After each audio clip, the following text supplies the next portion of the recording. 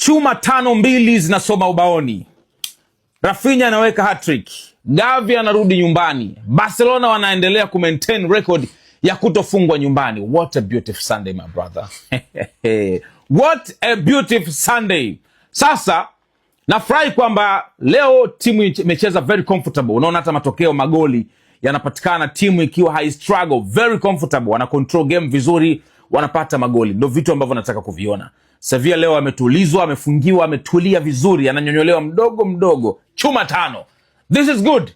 Record ya Barcelona kuto kufungwa nyumbani inaendelea kama kawaida. Sasa I'm happy kwamba wachezaji, mbali na performance ya leo, mtu kama Joao Cancelo kama akiwa na perform hivi, my brother, nafikiri kama atafanya hivi pia kwenye game na Newcastle, shughuli itakuwa nzuri sana.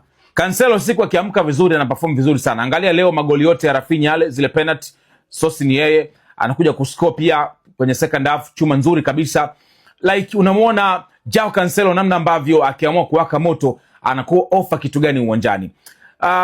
The whole team kiukweli, I'm so happy kuona performance ya leo. Everybody amefanya vizuri sana. Sasa focus kubwa ni kwenye game ya marudiano na Newcastle. Na ndio maana unakuta wachezaji kama Pedri amepumzika, hajaingia second half kwa ajili ya game ya wiki hapa na Newcastle.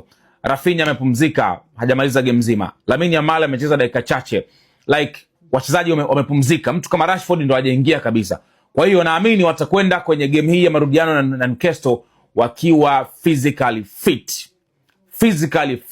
My boy Gavi is back. Huyu nasemaga ni moyo wa Barcelona.